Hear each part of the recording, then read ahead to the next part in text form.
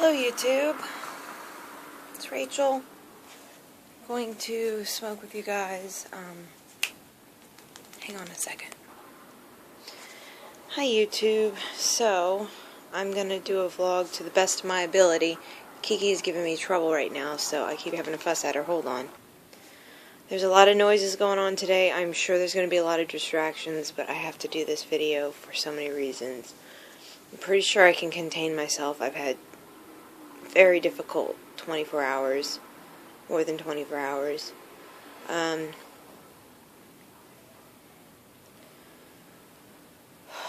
Oliver passed away unexpectedly, suddenly, very unexplainably. I'm not sure what happened, other than I can tell you guys that... Hang on a second. Sorry.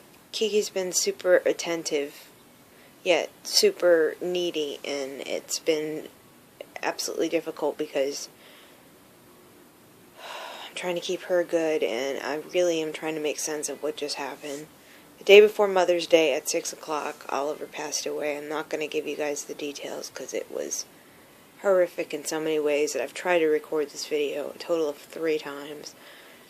And to be able to grieve and deal with it maybe at a different time in spectrum, I'll tell you guys what happened. But I was going to make 2 different videos, post one on my Chronicles, obviously this channel, and then have an unlisted private video that I would have shared with my Facebook friends and family, but at this point in time I can't even discuss it again.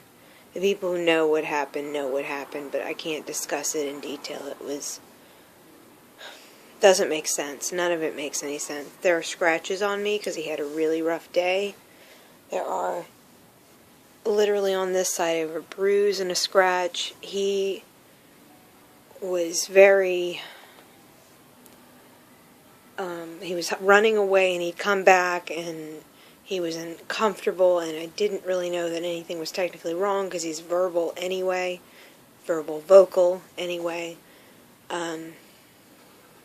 But for me to make this video has been very difficult for so many reasons. For not just the fact that it was unexpected and unexplainable, but I'm not the only person out there who gives a shit about this cat, so I'm going to do the best I can not to cry because I'm really numb now from all of this. I'm really unexplainably numb from it. He is my best friend, so it's really upsetting.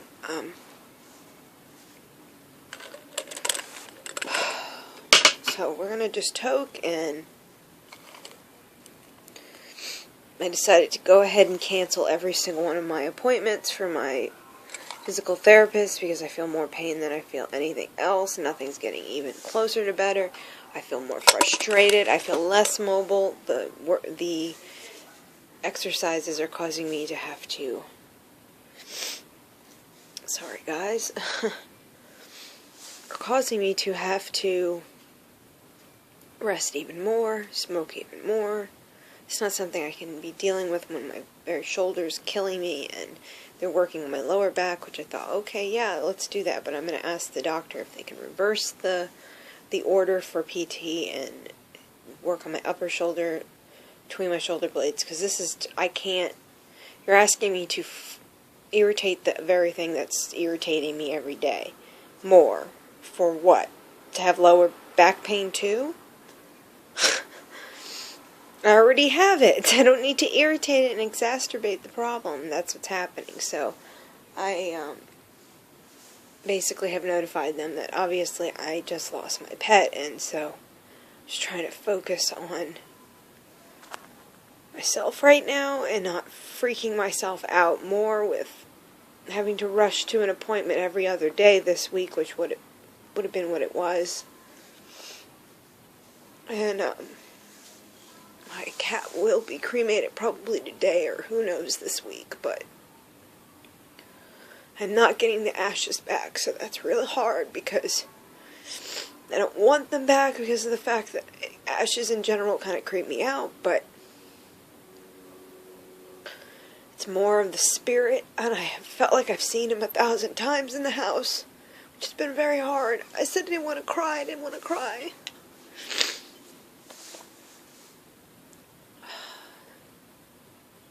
My house is way still. Very, very still now. It doesn't make a lot of sense to me why all this... I didn't know Oliver was sick, or if he even is or was. I don't know how to explain it. It was so fast everything happened. It was... I watched him leave his body, so it was really traumatic. I don't know how else to put that. And I got Oliver in 2009, in the fall of 2009, so he was very small. He was a baby when I got him.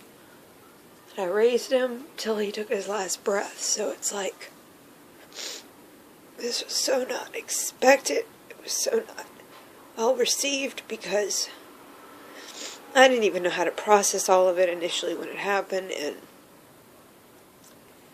I've been feeling pretty crappy because of all of this doctor stuff and the medication still not working. So this was really not easy to even process when it happened, and I have some fantastic neighbors who were able to be there for me. In fact, replaced one of my pipes because my pipe just broke the day before Oliver passed away. So the day before that, the pipe broke, and I was kind of focusing on getting my videos up of my mother and myself and my brother growing up in Colorado, and some of the other footage I have as a baby in New Orleans, some things I'm planning to put together. So I wasn't, and Oliver really wasn't, there was nothing specifically, he was being his own vocal self. He was looking out the window, jumping the couch, doing normal things, so I had no really any idea. I'm not going to go into details of my worrisome thoughts about all of it, because it's just too painful to discuss, but I'm just going to say my house feels very different and my heart is very broken. So I'm really trying to just cope with this loss right now, and I realize there's some amazing people out there supporting me, and I'm just trying to be not too much in the dark about what's going on, but yet completely transparent that I am in a lot of pain right now. Did not expect this to happen in my life right now. If anything, I expected Kiki to pass away way before. She's actually been improving, her health has been improving, and because it's been uber hot too, I've been trying to make sure she drinks even more water than normal, so I've been giving it to her in like a little syringe, and that has actually improved, I think, even her arthritis. So I did not expect Oliver to have problems. He had no problems. Jesus. I just don't understand it all. It's really disturbing. So let's go ahead and smoke in honor of my lovely little Oliver. Breaks my heart, really does.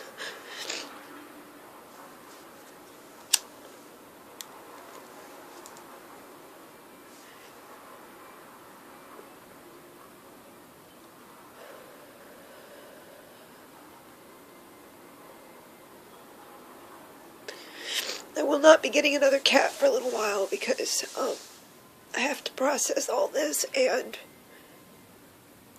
I don't really know why he passed away, so I don't really know if I can handle if there's something in my home that's caused him to get sick. That taking another cat right now could be the worst thing in the world, so I need to just process. I'm not replacing Oliver. That's the farthest thing from my thoughts. It's that he's been my little boy, and he's been there, and I have fought for him. And just like the first moment that I laid eyes on him, he looked up at me, and it was just love, and he always was there. And many of you else out there who have cats understand how they sense you, not like a dog, I mean more physical. Every time I've had major pain, it could be my knees, my hips, whatever, he has always been there with his paw. It's something physical there. And so, I didn't want to cry. I'm so sorry, everybody. Just his loss makes me so lost because I don't understand, like, I can't understand this. I don't understand what happened, and didn't know what to do for him, and I'm not going to talk about everything because it's really hard.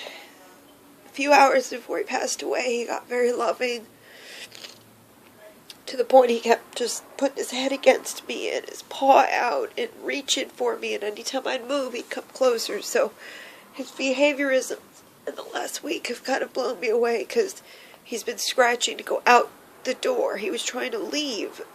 It didn't matter where it was. He just wanted to get out the house. And, you know, with all of the thoughts that I have now at the progress of what has happened, as graphic as it was, I think he knew he was sick, or he knew he was going to pass. I mean, the last 24 hours of his life, he refused to sleep with me. He slept in the bathroom, which is just bizarre to me. So a friend of mine had mentioned that's normal behavior for an animal that knows it's going to pass. So it's just like, I can't understand that. He just was inconsistent like that. He'd do that all the time. Like, anytime he wanted to just have his own agenda, he did that. And so it was so hard to process that this is either leading up to something or that I couldn't do anything. And I'm just not sure. I'm not sure how I'm going to deal with it at all. I'm just dealing right now. Because the love that I had for him was so unconditional. I'd do anything.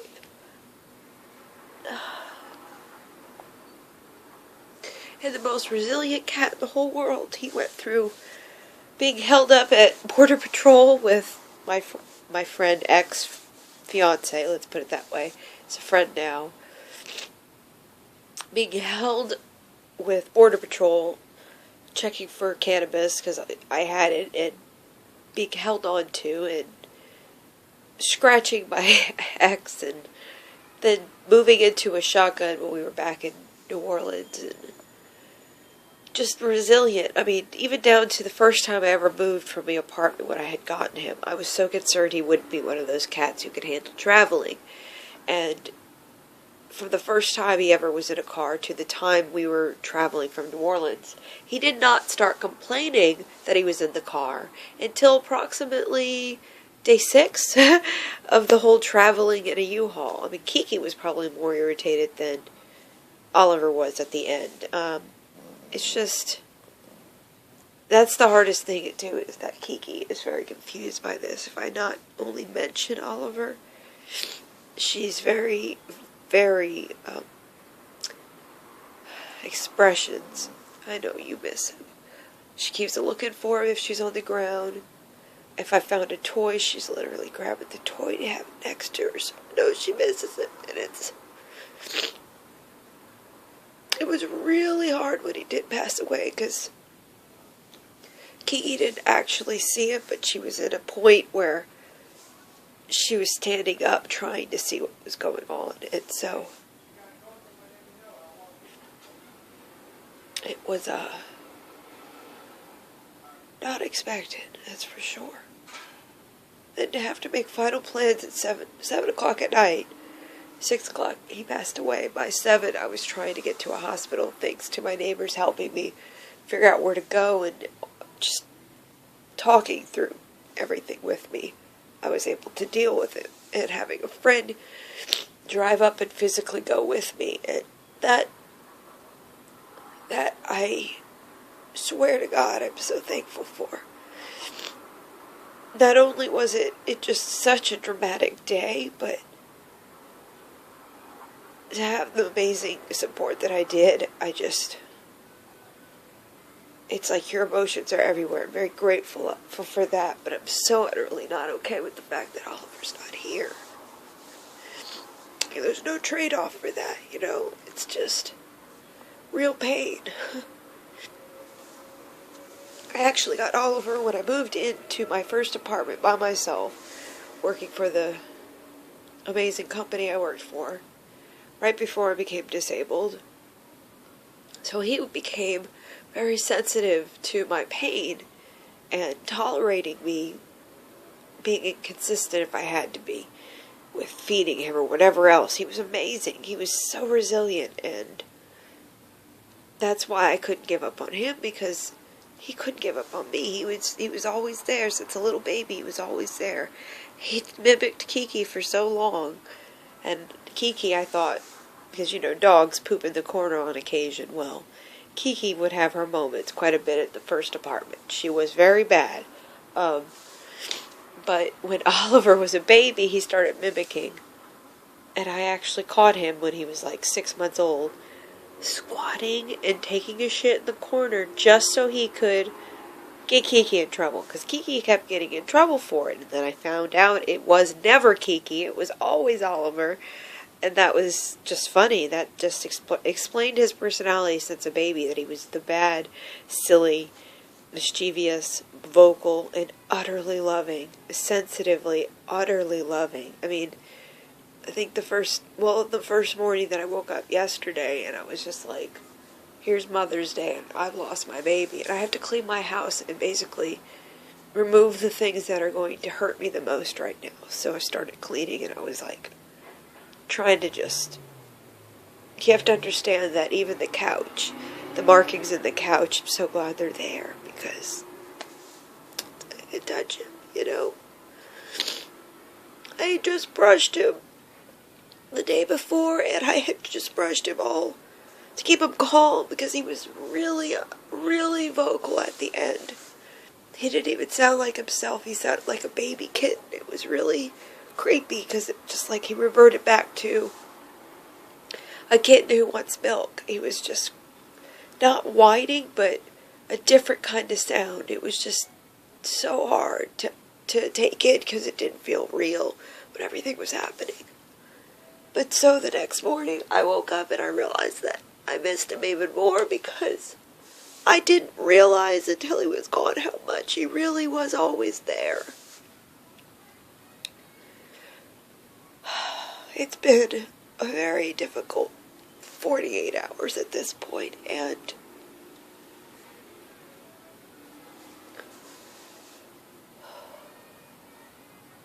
I don't know how to process any of it.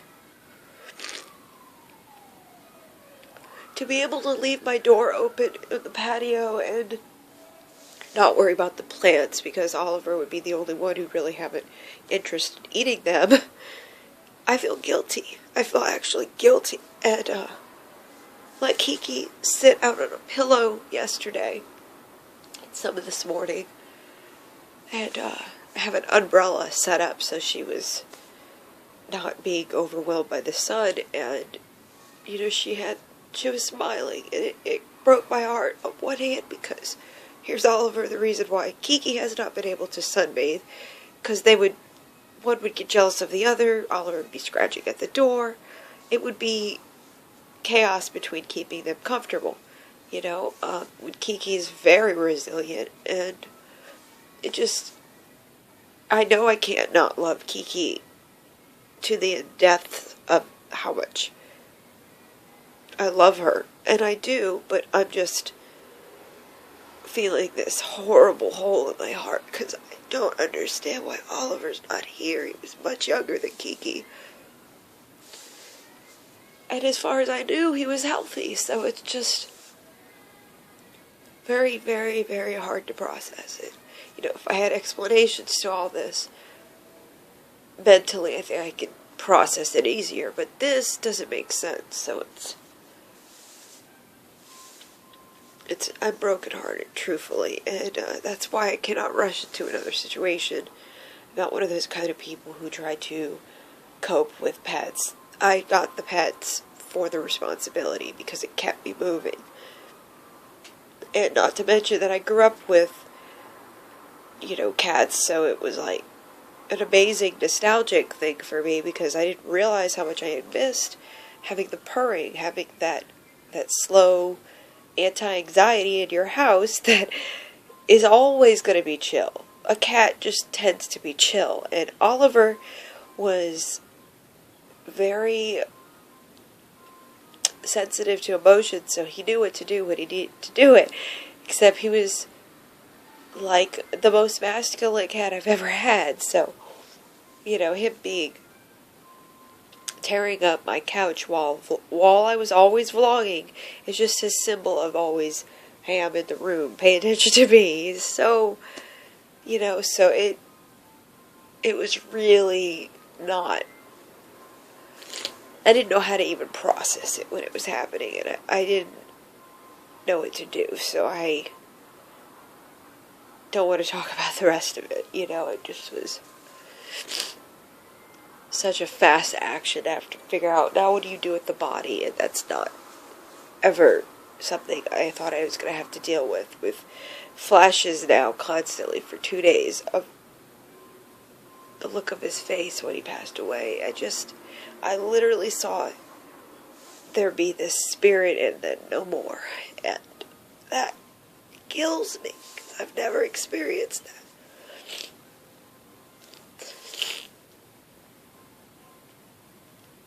It really has moved me in a way I don't know how to express it right now. Just really, really going through a lot of grief.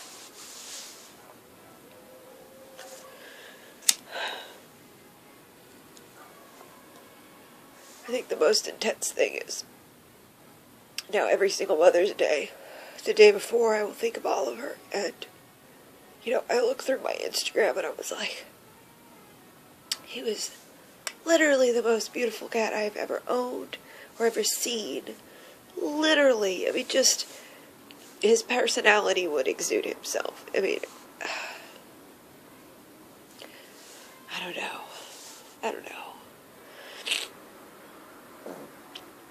This video is 22 minutes long. I'm gonna end it because I can't really continue to cry. I'm trying to be as zen as I can for Kiki, so I'll let you guys go, but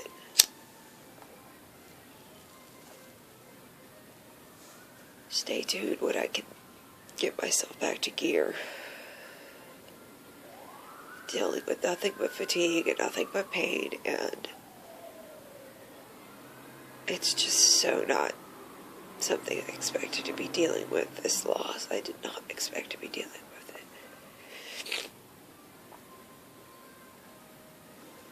And the creepiest thing is, I mean, I kept seeing in the corner of my eyes where he would sit or where he would lay, and I'm not looking. It's like there is some kind of movement, some kind of a shadow, and I don't want to believe that it's it, but I don't want to not believe it's him, and it really hurts, because I really miss him. So I'm just processing it, you know, just going through the day, figuring out one way to the next way to get through this. The first step was to just clean my house to the best of my extent. Physically, I was already very fatigued, so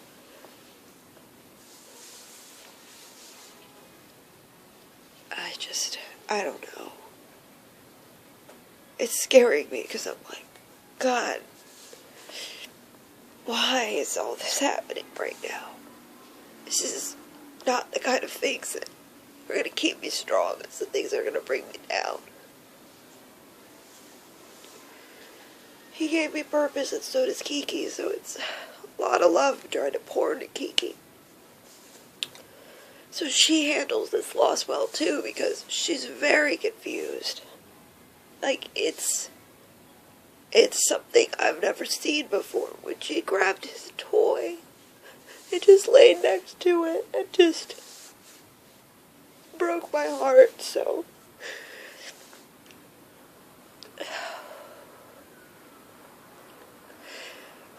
I finally removed the bowl this morning because she wouldn't eat until I put food in the dish for Oliver, and I was like, no, sweetheart, it's okay, you go ahead.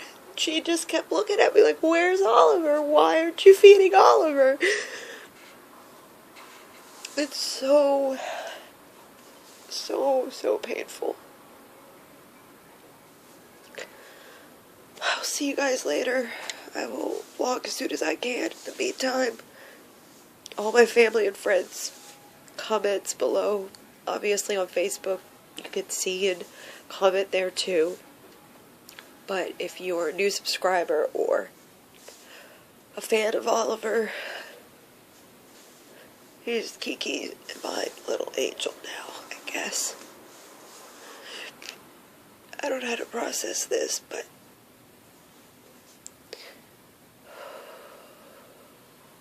it's going to be very intense June. But I'm not on the air anymore, so stay tuned, guys. I will definitely be vlogging more, but not anymore today. I don't even know what to do today. I just can't escape my brain. Have a good day, guys. Bye.